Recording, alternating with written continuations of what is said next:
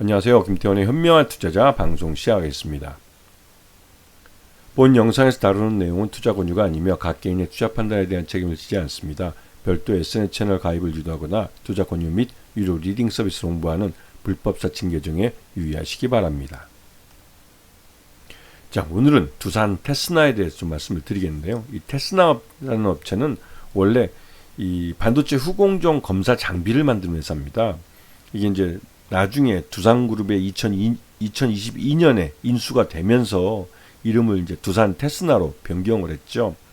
이 두산이 테스나를 인수해서 두산 테스나를 만든 건 두산그룹이 반도체 시장에 뛰어드는 대표적인 상징적인 사건이 됐습니다. 그래서 두산그룹은 그 테스나를 인수하거나 두산 테스나로 변경한 이후 향후 5년 동안 약 1조 원의 돈을 이 반도체 분야에 투자하기로 했습니다.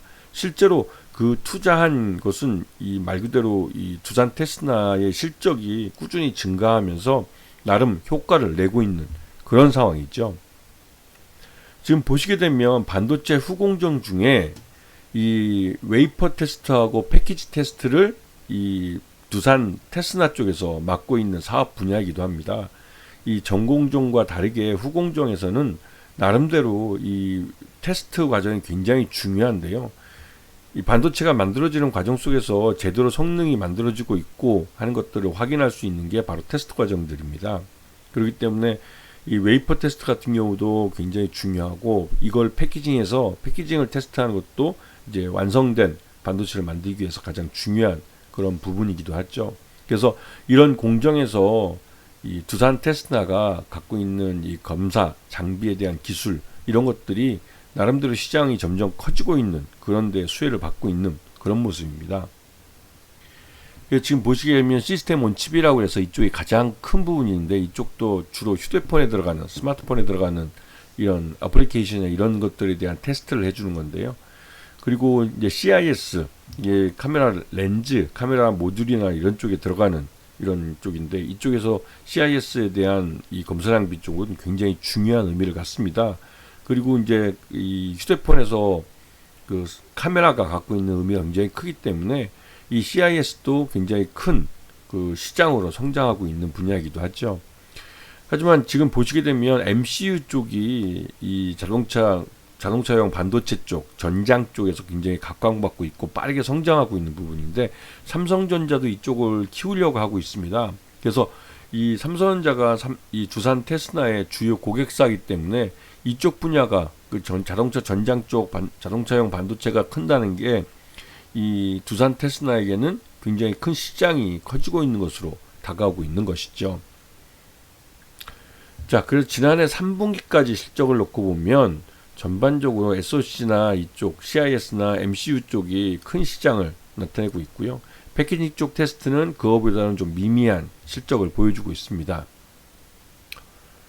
그래서 지금 그 2024년 3분기까지 실적들을 보면 내수와 수출 봤을 때 수출 비중이 굉장히 큰 걸 알 수가 있습니다. 이게 이제 핸드폰 쪽, 스마트폰 쪽 사업이 크다 보니 주 고객상인 삼성의 이 베트남 쪽, 이쪽 공장에 대한 이 대응을 많이 해줘서 그 수출 쪽 분야에 대한 실적이 굉장히 큰 걸 볼 수가 있는 것이죠.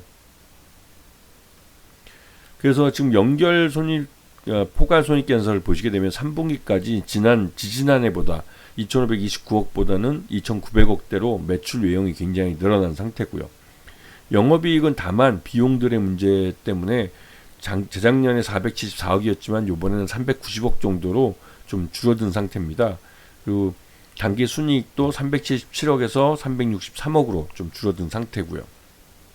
이게 이제 반도체 쪽 비용 관리가 좀 어렵기 때문에 이런 그 숫자가 나온 것이고, 그래도 이 꾸준히 이 매출 외형을 키워가고 있기 때문에 이런 부분에서 굉장히 좀 이 두산 테스나가 이 반도체 주 고객사가 어려운 상황인데도 매출 내용을 키워갈 수 있다는 것은 그만큼 이쪽 시장에서 기술력과 나름대로 이 실력을 인정받고 있기 때문에 일감들이 많아지고 있다는 것을 알 수가 있는 것이죠.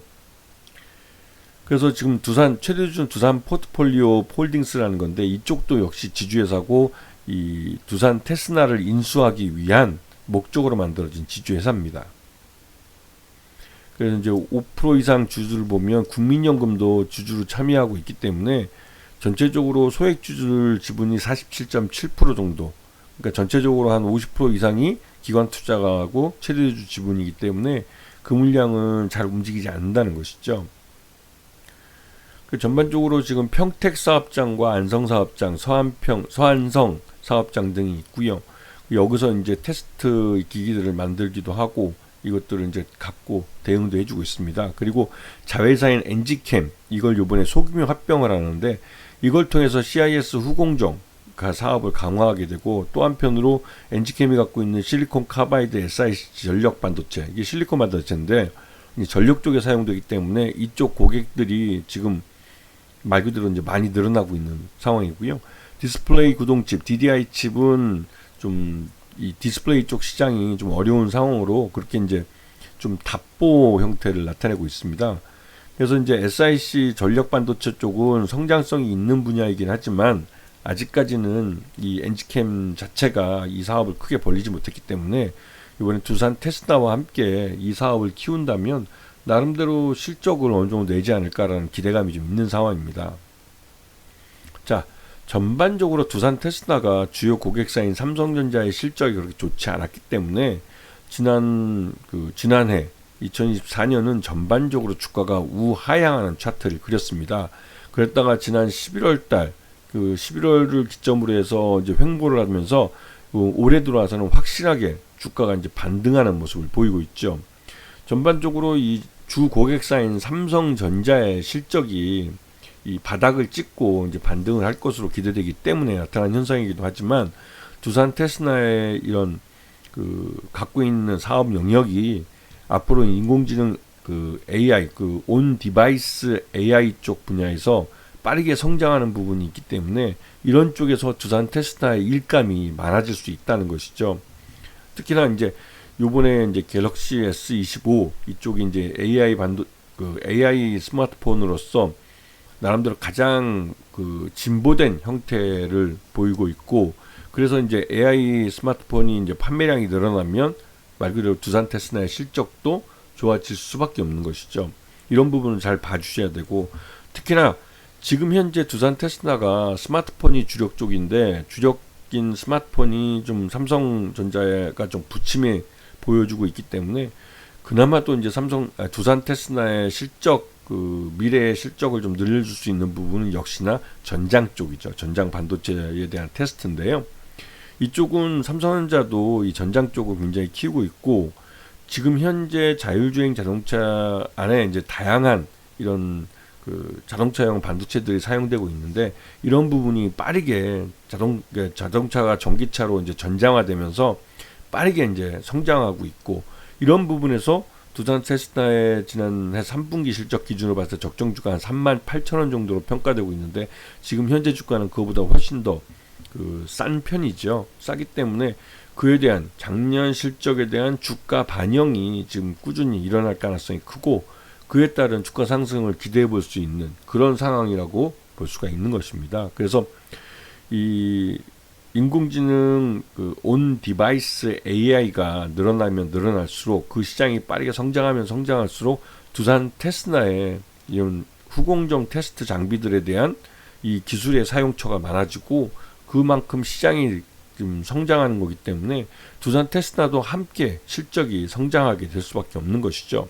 그렇기 때문에 최근 들어서 이 인공지능 AI 기술이 발전한다는 것에 관심을 갖고 함께 이제 두산 테스나에 대한 성장을 한번 기다려 보시는 것도 괜찮아 보입니다. 아시겠죠? 자, 오늘 방송 여기서 마치겠습니다. 감사합니다.